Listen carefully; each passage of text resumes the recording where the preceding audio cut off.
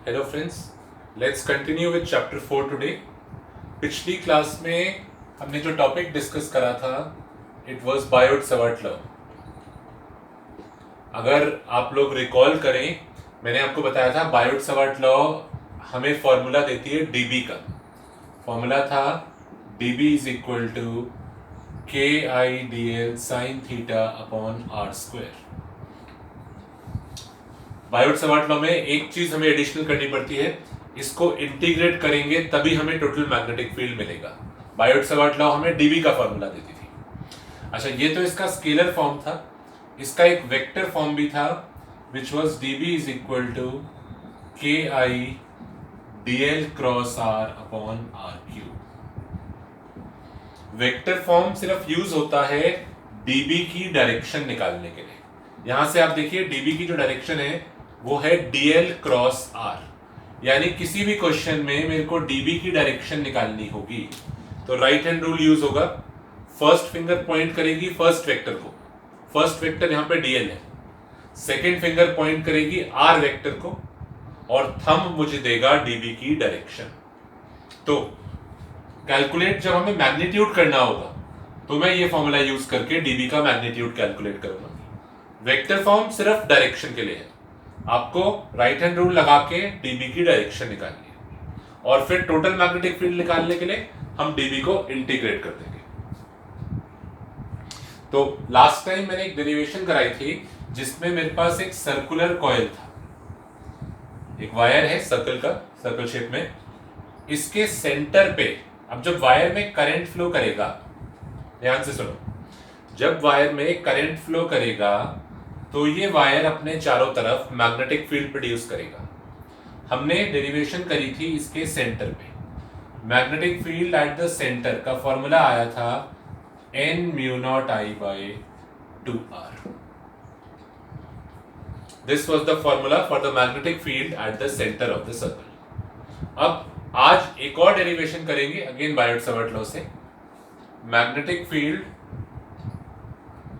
On the axis of circular loop. फर्क समझना क्या है पिछली बार से, है हमारे पास सर्कुलर लूप ही पर कुछ साइडवेज रखा हुआ है, यानी आप अज्यूम करिए ये सर्कुलर लूप है हमारे पास, इसमें करंट फ्लो कर रहा था। पिछली बार जो मैग्नेटिक फील्ड निकाला था वो इसके सेंटर पे निकाला था, इस बार ऐसे रखा है। This is a circular loop, sideways रखा है, 3 डायमेंशनल में फिगर है, दिस केप्ट लाइक दिस। इसके सेंटर से जो लाइन पास करती है ये लाइन कहलाती है एक्सिस। ये सर्कुलर लूप की एक्सिस है, कुछ ऐसे अज्यूम कर लीजिए। ये देखिए, ये जो पेंसिल है, ध्यान से देखो, ये सर्कुलर लूप के बिल्कुल सेंटर से पास कर रही है तो ये कहलाएगी इसकी एक्सिस। और जो पॉइंट है, ये पॉइंट है, इस पॉइंट पर मेरे को मैग्नेटिक फील्ड निकालना है, यानी the point is on the axis. अब ये करंट कैरिंग जो कॉइल है ये सिर्फ सेंटर पे मैग्नेटिक फील्ड नहीं प्रोड्यूस कर रहा है, ये अपने चारों तरफ मैग्नेटिक फील्ड प्रोड्यूस कर रहा है और मुझे इस पॉइंट पे टोटल मैग्नेटिक फील्ड निकालना है। पिछले वाले से और इस वाले में फर्क समझो। पिछली बार जो डेरिवेशन करी थी वो कॉइल के सेंटर पे थी, इस बार जो डेरिवेशन कर रहे हैं वो कॉइल की एक्सिस पे है, ठीक है ना। Magnetic field on the axis of a circular coil. Again we'll use Biot Savart law only और डायरेक्शन के लिए वेक्टर फॉर्म यूज करेंगे, ठीक है। तो this is one of the most important derivations in this chapter.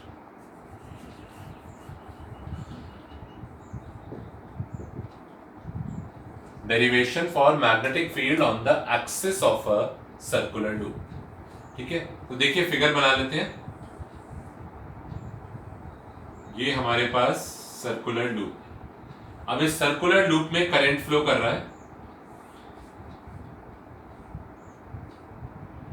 और ये जो है ये उस सर्कुलर लूप की एक्सिस है, दिस इज द एक्सिस, ठीक है। इसमें करंट फ्लो कर रहा है लाइक दिस, इस तरीके से। थोड़ा सा आपको विजुअलाइज करने में थोड़ा सा डिफिकल्टी हो सकती है, it is a 3 dimensional figure. ये एक सर्कुलर लूप है, इसके अंदर करंट फ्लो कर रहा है। You can show like this, इस तरीके से करंट फ्लो कर रहा है, ऐसे लाइक दिस, ऐसे करंट फ्लो कर रहा है इसमें।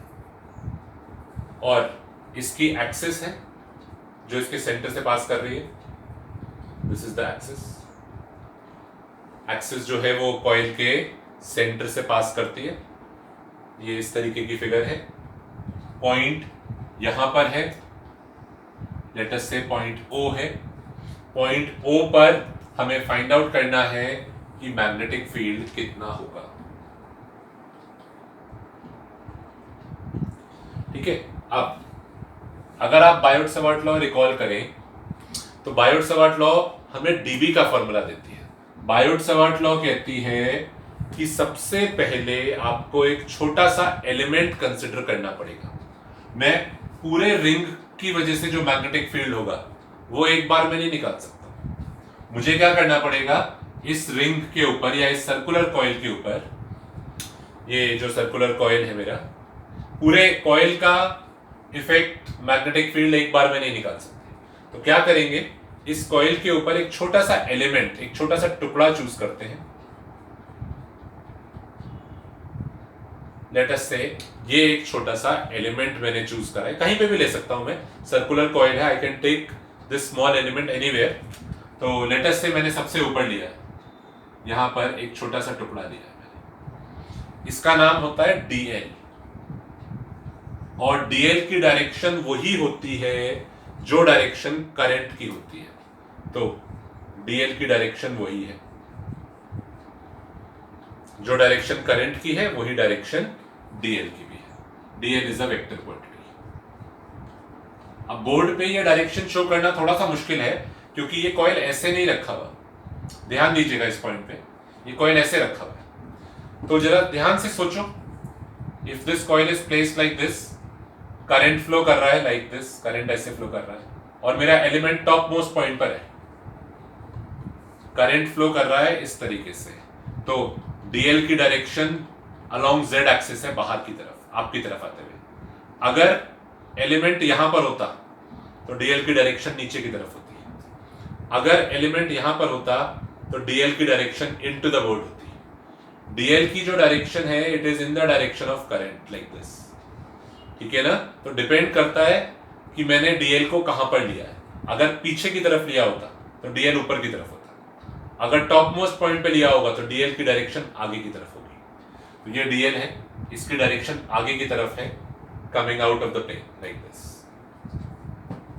ठीक है ना। यही पार्ट थोड़ा सा समझना मुश्किल होता है क्योंकि ये 3D में है। अब उस एलिमेंट को उस पॉइंट से ज्वाइन करते हैं, उस एलिमेंट को मैंने उस पॉइंट से ज्वाइन करा, ये कहलाता है वेक्टर R। और DL और R के बीच का जो एंगल होता है वो होता है थीटा, DL एंड R। अब यहां फिगर में आपको ये नहीं समझ में आएगा कि DL और R के बीच में जो एंगल है वो 90 डिग्री है। देखो अभी मैंने थोड़ा सा हिंट दिया था कैसे ये DL और R के बीच में एंगल 90 डिग्री है। ये फिगर में देख के तो 90 लग नहीं रहा क्योंकि ये फिगर 3 डायमेंशन में है। ध्यान से फिर समझिए, यहां पर ये मेरे पास एक करंट कैरिंग सर्कुलर कॉइल है, इसमें करंट फ्लो कर रहा है लाइक दिस। मैंने एक छोटा सा टुकड़ा चूज करा DL। कहां पर चूज करा है, सबसे ऊपर इस कॉइल के टॉप मोस्ट पॉइंट पर। तो DL की जो डायरेक्शन होगी वो होगी in the direction of current. Current ऐसे जा रहा है तो DL की डायरेक्शन इस तरीके से होगी, DL इज लाइक दिस। अगर मैंने टुकड़ा यहां लिया होता तो DL की डायरेक्शन नीचे की तरफ होती, अगर यहां पे लिया होता तो DL पीछे की तरफ होता। तो डिपेंडिंग ऑन मैंने DL कहां लिया है तो उसकी डायरेक्शन होगी। मैंने DL लिया है सबसे ऊपर तो ये DL की डायरेक्शन है। ठीक है ना। अब इस फिगर में देखो, ध्यान से समझ पाओगे। यहां पे देखो, ये DL है और ये है R। अब देखो DL और R के बीच का एंगल यहां पर आपको क्लियरली दिख रहा होगा। Angle between DL and R is 90 degree like this. DL और R के बीच का एंगल 90 डिग्री है। ठीक है। नहीं आया, एक बार दोबारा से रिप्ले करके देखो। समझ में आएगा। तो अब इस पॉइंट पे हम फाइंड आउट करते हैं क्या मैग्नेटिक फील्ड होगा इस छोटे से एलिमेंट की वजह से, इस डीएल की वजह से जो मैग्नेटिक फील्ड होगा। तो magnetic field due to the small element, क्योंकि ये छोटे से एलिमेंट का मैग्नेटिक फील्ड है इसीलिए इसको हम डीबी बोलते हैं। टोटल मैग्नेटिक फील्ड होता तो डीबी नहीं बोलते, तो बी बोलते। तो डीबी कितना आएगा? डीबी हो जाएगा के आई डी एल। थीटा देखिए 90 डिग्री हो गया, मैंने अभी समझाया था। नहीं समझ में आया है दोबारा से देखो जब मैंने ये रख के बताया था, ठीक है ना। तो साइन 91 हो गया अपॉन, अब ये डिस्टेंस आर है, आर स्क्वायर। ऐसा करते हैं, देखते हैं हमें जो सर्कुलर कॉइल दिया हुआ है, ये जो हमें सर्कुलर कॉइल दिया हुआ है इसका रेडियस है ए सिंबल अब मैं यूज करूंगा रेडियस के लिए। जो मेरा सर्कुलर कॉइल है उसका रेडियस ए है, आर नहीं है, इसका रेडियस डिनोट हो रहा है ए से। और जिस पॉइंट पे मेरे को मैग्नेटिक फील्ड निकालना है वो सेंटर से एक्स डिस्टेंस आगे है, ठीक है ना। मेरे पास एक सर्कुलर कॉइल है, इसमें करंट फ्लो कर रहा है, सर्कुलर कॉइल का रेडियस है ए और इसके अंदर करंट फ्लो कर रहा है आई, ठीक है ना। Like this, in this direction current flow कर रहा है। एक पॉइंट है इसकी एक्सिस पे, सेंटर से एक्स डिस्टेंस दूर, ये पॉइंट है। इस पॉइंट पर मुझे मैग्नेटिक फील्ड निकालना है टोटल। तो मैंने क्या करा, मैंने एक टुकड़ा लिया डीएल, छोटा सा टुकड़ा, उस डीएल की वजह से क्या मैग्नेटिक फील्ड होगा वो निकाला। ये टोटल मैग्नेटिक फील्ड नहीं है, कई बार मैं ये बात बोल रहा हूं, this is dB, this is the magnetic field at this point due to this small element only, ठीक है। अब अगर हम पूछे कि क्या करेंगे तो बच्चे कहते हैं इंटीग्रेट कर दो इसको, टोटल मैग्नेटिक फील्ड निकल आएगा। यहां थोड़ा सा कॉन्सेप्ट आपको समझना पड़ेगा। ये डीबी का मैग्नीट्यूड है, इसकी डायरेक्शन भी निकालते हैं। डायरेक्शन निकालने के लिए वेक्टर फॉर्म यूज होता है। स्केलर फॉर्म से मैंने मैग्नीट्यूड निकाल लिया और डायरेक्शन निकालने के लिए अभी मैंने बताया था राइट हैंड रूल लगेगा। फर्स्ट फिंगर पॉइंट करेगी डीएल को, सेकेंड फिंगर पॉइंट करेगी आर को और थंब मुझे देगा मैग्नेटिक फील्ड की डायरेक्शन। तो यहां पर देखिए डीएल किस डायरेक्शन में है फिर से बता रहे हैं, ये फिगर इस तरीके से है। डीएल है करंट की डायरेक्शन, हमारा जो एलिमेंट है वो टॉप मोस्ट पॉइंट पर है, हमारा एलिमेंट यहां पर है। करंट की जो डायरेक्शन है इस टॉप मोस्ट पॉइंट पर, यहां पर, वो कुछ इस तरीके से है, like this, something like this, ठीक है ना। तो ये डीएल है और ये आर है। अब जब आप राइट हैंड रूल यूज करेंगे तो किस तरीके से रखेंगे, देखिए इस तरीके से आपको रखना पड़ेगा। फर्स्ट फिंगर पॉइंट कर रही है डीएल की तरफ, सेकंड फिंगर पॉइंट कर रही है आर की तरफ। ऐसे नहीं है, हल्का सा टिल्टेड है क्योंकि आर देखो हल्का सा नीचे की तरफ मुड़ा हुआ है, समथिंग लाइक दिस। ये डीएल है और ये आर है, थोड़ा ध्यान दोगे समझ में आ जाएगा, something like this. First finger DL की तरफ, सेकेंड फिंगर आर की तरफ और थंब मुझे दे रहा है मैग्नेटिक फील्ड की डायरेक्शन। यानी जो मैग्नेटिक फील्ड आया वो इस डायरेक्शन में आया है, डीबी। ये परपेंडिकुलर होगा। ये परपेंडिकुलर क्यों होगा? ये एक प्रॉपर्टी मैं क्लास 11th की यूज कर रहा हूं। क्लास 11th की एक प्रॉपर्टी होती थी कि जब दो चीजों को क्रॉस प्रोडक्ट करके उनका रिजल्टेंट आता है, आपने शायद ये पढ़ा हो, R is equal to A cross B. तो R जो होता है वो A के भी परपेंडिकुलर होता है और R जो होता है वो B के भी परपेंडिकुलर होता है। यानी DB की जो डायरेक्शन है वो DL के भी परपेंडिकुलर होगी और DB की जो डायरेक्शन है वो R के भी परपेंडिकुलर होगी। क्रॉस प्रोडक्ट का रूल होता है, यानी DB जो होगा वो R के भी परपेंडिकुलर होगा। तो ये मैंने DB की डायरेक्शन शो कर दी। अब टोटल मैग्नेटिक फील्ड निकालने के लिए मैं इसको इंटीग्रेट क्यों नहीं करूं? कोई कहता है डीबी निकाल लिया, डायरेक्शन निकाल ली, इंटीग्रेट कर दो।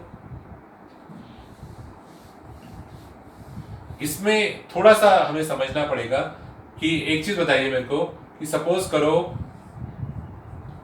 दो फोर्सेस हैं लाइक दिस, एफ और एफ। टोटल फोर्स अगर मेरे को निकालना है, क्या मैं इनको डायरेक्टली ऐड कर सकता हूं? नहीं कर सकता। They are not in the same direction. मुझे क्या करना पड़ेगा? वेक्टर से ऐड करना पड़ेगा। और वेक्टर से एक तरीका है मेरे पास, ये इसको दो कंपोनेंट में ब्रेक करूं, एफ कॉस थीटा और ये वाला एफ साइन थीटा, इसको ब्रेक कर दिया। ऐसे ही इसको भी ब्रेक करूं, ये वाला हो गया एफ कॉस थीटा और ऊपर वाला हो गया एफ साइन थीटा। अब एफ कॉस थीटा कट जाएंगे और ये दोनों ऐड हो जाएंगे, 2f साइन थीटा आंसर आ जाएगा। ऐसा कुछ डायपोल में भी करा था, जब हमने डायपोल का इक्वेटोरियल पॉइंट पे इलेक्ट्रिक फील्ड निकाला था। तो वही लॉजिक अब यहां पर भी आता है। मेरे पास इस एलिमेंट की वजह से, ये जो एलिमेंट मैंने यहां लिया हुआ है, इसका मैग्नेटिक फील्ड ऊपर की तरफ आया है, पर मेरे पास एक ही एलिमेंट थोड़ी ना है। ये जो मेरे पास रिंग है, इसका एक टुकड़ा, ये तो एक टुकड़ा है जिसका इफेक्ट मैंने निकाला है। इस एक टुकड़े का मैग्नेटिक फील्ड निकाला है। ऐसे और भी तो टुकड़े होंगे, सिर्फ वो एक अकेला थोड़ी ना है। ये है, ये एक और टुकड़ा होगा, ये एक और होगा, ये एक और होगा। ऐसे रिंग पे बहुत सारे टुकड़े होंगे, सब लोग अपना अपना मैग्नेटिक फील्ड प्रोड्यूस कर रहे होंगे। जैसे कि ये एक एलिमेंट है, ऐसे ये भी एक एलिमेंट है, ये भी एक एलिमेंट है, बहुत सारे छोटे छोटे टुकड़े हैं। हर एलिमेंट अपना अपना मैग्नेटिक फील्ड प्रोड्यूस कर रहा है। ये देखिए कितने सारे एलिमेंट्स हैं यहां पर। एक एलिमेंट का मैग्नेटिक फील्ड निकालना है मैंने, बाकी लोग भी मैग्नेटिक फील्ड प्रोड्यूस कर रहे हैं। अगर वो सब सेम डायरेक्शन में प्रोड्यूस कर रहे होते, this is a very important statement, अगर ये सारे एलिमेंट्स सेम डायरेक्शन में मैग्नेटिक फील्ड प्रोड्यूस करते तो मैं इसको इंटीग्रेट कर देता, पर यहां पर ऐसा हो नहीं रहा है। जैसे कि ये ऊपर वाला एलिमेंट जो है, जो टॉप मोस्ट पॉइंट पर है, इसने ऊपर की तरफ मैग्नेटिक फील्ड प्रोड्यूस करा है। अगर मैं इसका डायमेट्रिकली ऑपोजिट एलिमेंट लूं यहां पर, देखिए, यानी पहली बार जो मैंने एलिमेंट लिया था वो सबसे ऊपर था, टॉप मोस्ट पॉइंट। इस बार मैं बात कर रहा हूं एलिमेंट जो सबसे नीचे होगा, यानी एक सबसे ऊपर वाला और एक सबसे नीचे वाला। ऊपर वाले में जब करंट फ्लो करता था तो करंट की डायरेक्शन इस तरफ थी, लाइक दिस। ध्यान से देखो, करंट ऐसे फ्लो कर रहा है, फिर करंट इधर जा रहा है, इधर जा रहा है, अब नीचे की तरफ जा रहा है। और सबसे नीचे वाले एलिमेंट में जब आप देखेंगे तो करंट की डायरेक्शन अंदर की तरफ हो जाएगी, यानी जो डीएल है वो अंदर की तरफ होगा। इस पॉइंट पे डीएल जो है वो अंदर की तरफ होगा। अगर मैं इस एलिमेंट की वजह से मैग्नेटिक फील्ड निकालूं तो फिर मैं इसको ज्वाइन करूंगा, ये वेक्टर आर कहलाएगा। जैसे उस एलिमेंट ने ऊपर की तरफ मैग्नेटिक फील्ड प्रोड्यूस करा था, ये वाला एलिमेंट नीचे की तरफ मैग्नेटिक फील्ड प्रोड्यूस करेगा। राइट हैंड रूल से आप निकाल भी सकते हैं। इस बार डीएल की डायरेक्शन अंदर की तरफ है और आर इस तरीके से, तो आप राइट हैंड रूल जब लगाएंगे इस तरीके से आपको रखना पड़ेगा, लाइक दिस। खैर उसकी जरूरत नहीं है, डायरेक्टली याद करके जाना है। पेपर में हम कोई राइट हैंड रूल नहीं लगाते रहेंगे। जब ये डेरिवेशन आएगी हमें डायरेक्टली याद रखना है कि ऊपर वाला एलिमेंट इस तरफ मैग्नेटिक फील्ड प्रोड्यूस कर रहा है। वो राइट हैंड रूल से एक बार करके देख लिया, पेपर में पर याद करके जाना है कि इस एलिमेंट का मैग्नेटिक फील्ड उधर है और इस वाले का इधर है। तो अब ये बताइए कि अगर मैं इन दोनों एलिमेंट्स की बात करूं, क्या इनके मैग्नेटिक फील्ड्स सेम डायरेक्शन में हैं? नहीं है, तो हम इनको डायरेक्टली ऐड नहीं कर सकते, कंपोनेंट मेथड लगाते हैं।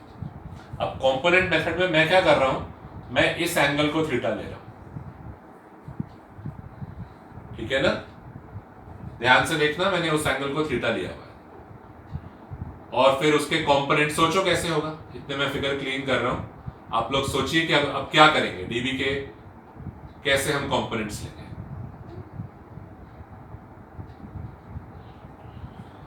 अगर वो थीटा है तो ये भी थीटा होगा, तो dB का एक कंपोनेंट इस साइड थीटा के साथ वाला हो जाएगा dBx कंपोनेंट, यानी ये हो जाएगा dB cos थीटा, और dB का एक परपेंडिकुलर कंपोनेंट भी हो जाएगा dBy कंपोनेंट, यानी dB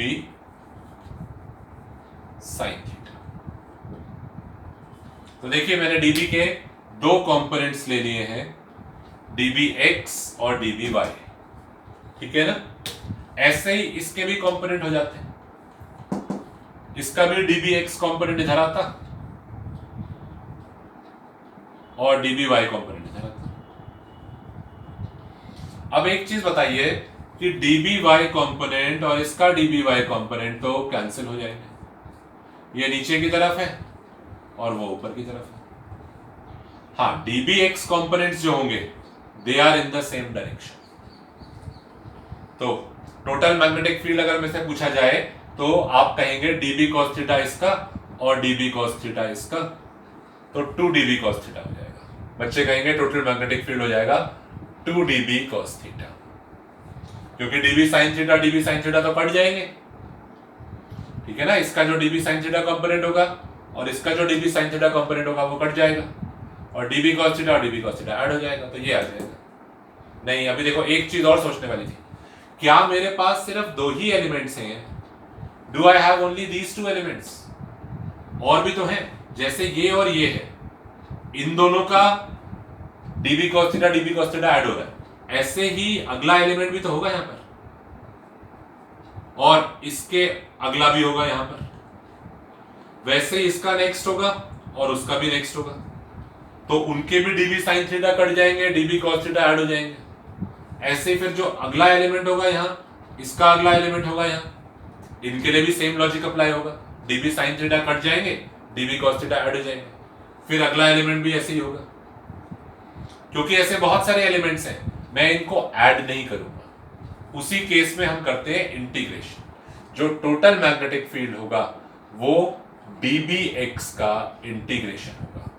dBx को अगर मैं इंटीग्रेट कर रहा हूं ना, इसका मतलब मैं सबके dBx, इसका dB cos थीटा, इसका dB cos थीटा, इनका सारे पेयर्स का dB cos थीटा पूरा ऐड हो जाएगा, ठीक है।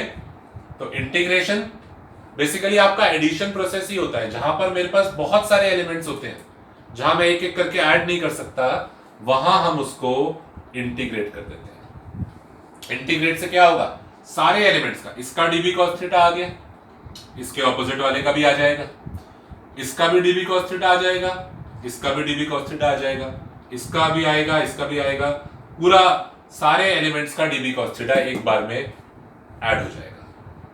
तो total magnetic field is the integration of dB cos theta. dB cos theta यानी dBx, x यानी x कंपोनेंट है, ठीक है ना। तो B total is equal to integration of dB cos theta. इसको कई जगह, कई अगर आप बुक्स में देखेंगे या हो सकता है स्कूल में, उसमें क्या प्रॉब्लम है, प्रॉब्लम नहीं है, तरीका अलग है, उसमें ये वाला एंगल थीटा लेते हैं, तो फिर कंपोनेंट अलग तरीके से आते हैं, फिर ये वाला थीटा के साथ वाला dB cos थीटा होता है, वो dB sin थीटा होता है, कुल मिला के इंटीग्रेट करके उससे भी आंसर वही आ जाता है। पर लॉजिकली हमें थीटा जो है वो विद द एक्स एक्सिस लेना चाहिए। जब भी किसी वेक्टर के कंपोनेंट आप लेते हैं तो थीटा जो एंगल होता है it is with the x axis, तो इसीलिए मैंने dB का एंगल थीटा जो लिया है वो एक्स एक्सिस के साथ लिया है। एनसीईआरटी में भी उसने यही अप्रोच करा है कि थीटा को एक्स एक्सिस के साथ लेके करा है, ठीक है। तो टोटल मैग्नेटिक फील्ड होगा dB cos थीटा। अब प्रॉब्लम क्या है, dB तो मुझे पता है, cos थीटा कैसे निकालेंगे, थोड़ी सी प्रॉब्लम वहां आती है, cos थीटा कैसे निकालेंगे। ध्यान से देखना, ज्योमेट्री यूज कर रहे हैं और थोड़ा सा मैं फिगर क्लीन कर रहा हूं जिससे कि समझ में आ जाए।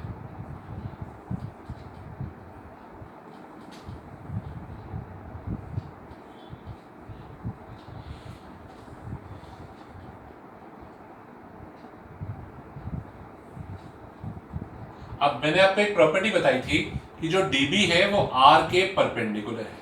मैंने जब क्रॉस प्रोडक्ट फॉर्म में लिखा था dB is equal to KI dl cross r by r cube, तो मैंने क्रॉस प्रोडक्ट की प्रॉपर्टी बताई थी कि dB जो होगा वो r के परपेंडिकुलर होगा। यानी जो डीबी है वो आर के परपेंडिकुलर है, यानी ये एंगल 90 डिग्री है। अब जरा यहां पर देखो,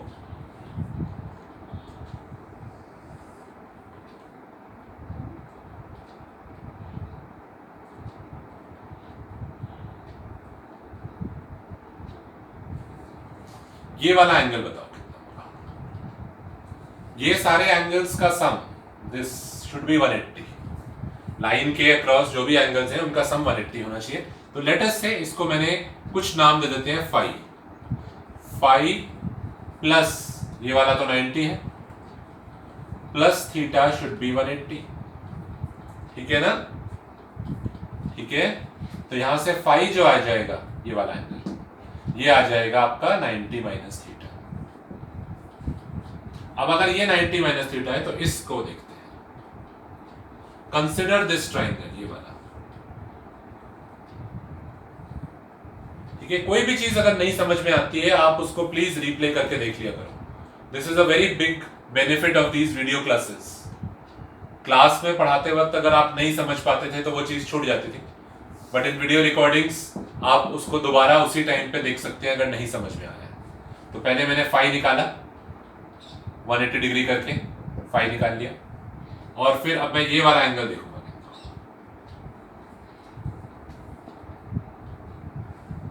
अब आप जानते हो ये जो ट्राइंगल है, ये एंगल तो 90 डिग्री है, ठीक है ना? ये एंगल है फाई, कितना आया है 90 माइनस थीटा। अगर ये 90 माइनस थीटा है तो ये एंगल ऑटोमेटिकली थीटा हो जाएगा। ट्राइंगल में अगर एक एंगल, राइट एंगल ट्राइंगल में अगर एक एंगल 90 माइनस थीटा है तो दूसरे वाला थीटा हो जाएगा। तो इस ट्राइंगल में ये एंगल थीटा आ गया। और अब आप थीटा निकाल सकते हो, यहां पे कॉस थीटा निकाल सकते हो आप, बेस अपॉन हाइपोटेन्यूज। ठीक है, देखते हैं। तो let us put the values. B total is equal to integral of dB की वैल्यू डालिए, K I D L upon R square, और कॉस थीटा इस ट्राइंगल में से देखो कितना होगा। ठीक है, देख के बताओ। Cos theta base upon hypotenuse. Base कितना है? सर्कल का रेडियस a, और हाइपोटेन्यूज है r। हाइपोटेन्यूज r है तो a upon r, cos theta हो गया a अपॉन r। ठीक है,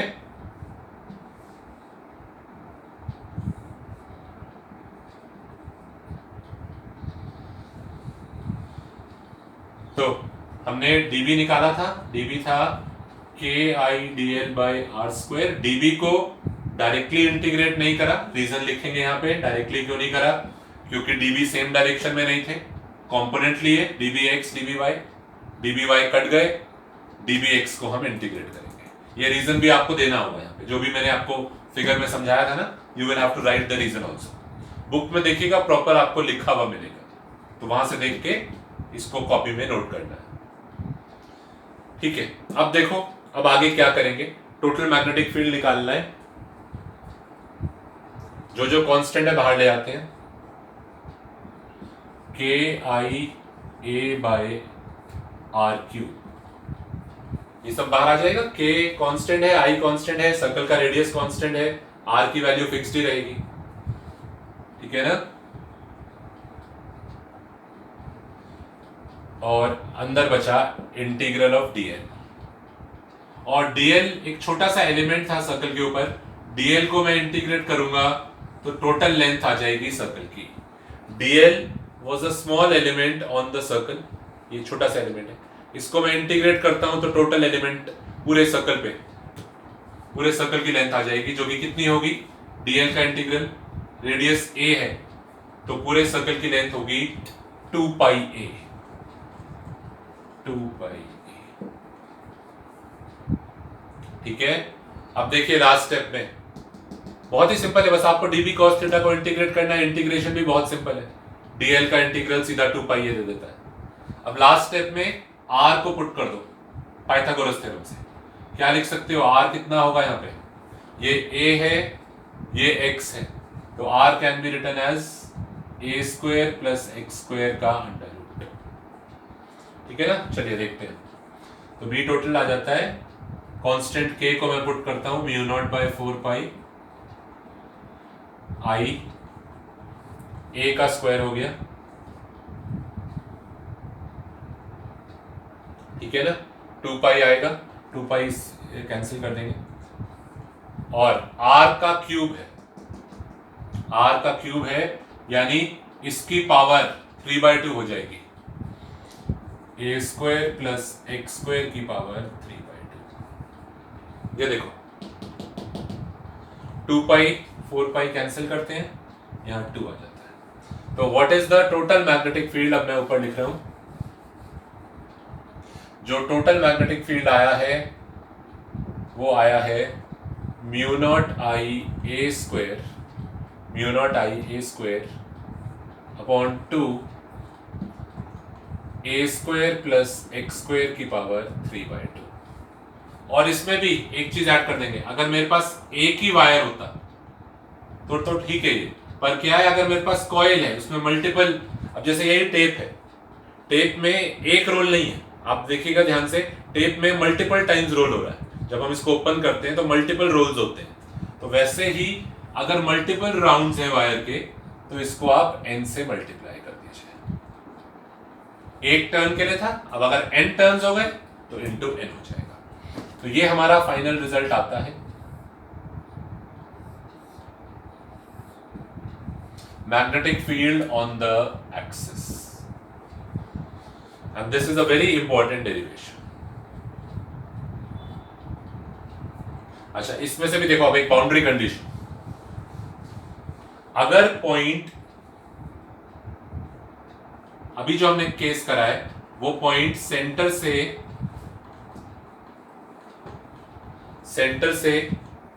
x डिस्टेंस आगे था एक्सिस पे, सेंटर से ध्यान से देखो x डिस्टेंस आगे था, अगर वो कहता है कि बताओ मैग्नेटिक फील्ड सेंटर पे ही कितना हो जाएगा,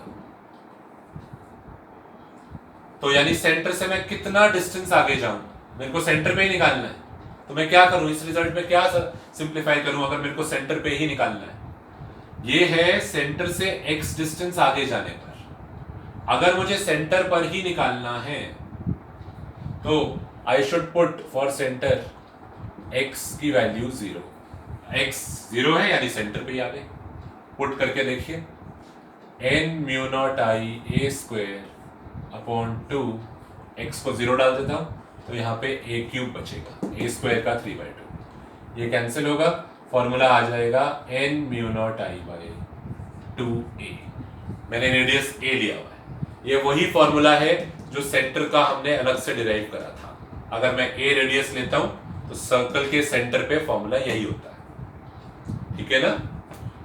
तो कई बार वो बोर्ड में पूछ सकता है क्वेश्चन कि पहले एक्सिस का डिराइव करो और using the axis derive the centre, तो ये वाला हो गया, टोटल 5 मार्क डेरिवेशन हो जाएगी, एक्सिस का डिराइव करा और एक्सिस को यूज करके सर्कल के सेंटर पे डिराइव करा। अच्छा, अब वेरी क्विकली डायरेक्शन क्या होगी इस मैग्नेटिक फील्ड की, देखिए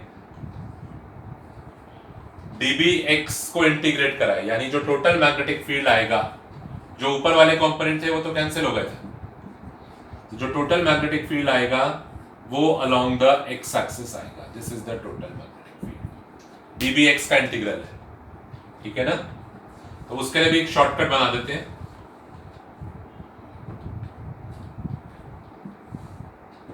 ये इस तरफ भी हो सकता था और ये भी हो सकता था कि ये मैग्नेटिक फील्ड इस तरफ, वो डिपेंड करता है करंट की डायरेक्शन पे। देखिए दोनों केसेस,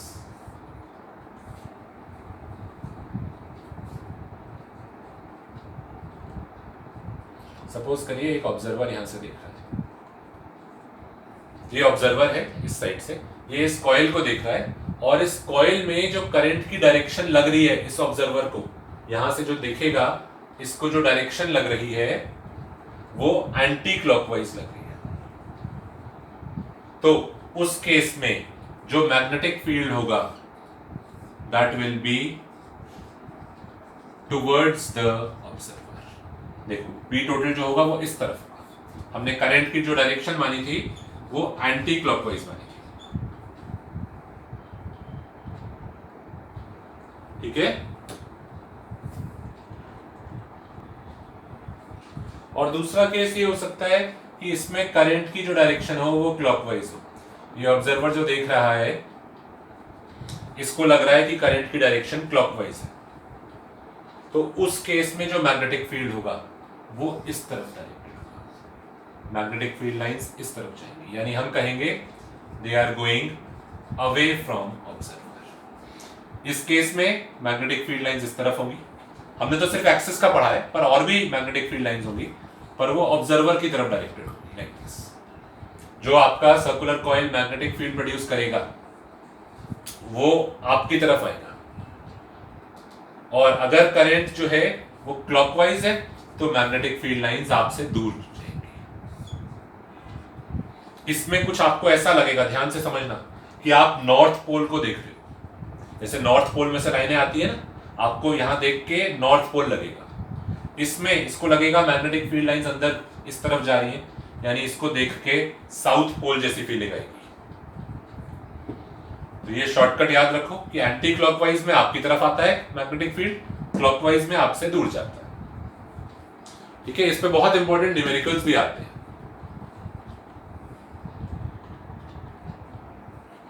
तो आप क्वेश्चंस ट्राई करिएगा इस पे। अब टॉपिक हमारा ये कंप्लीट हो गई है, डेरिवेशन।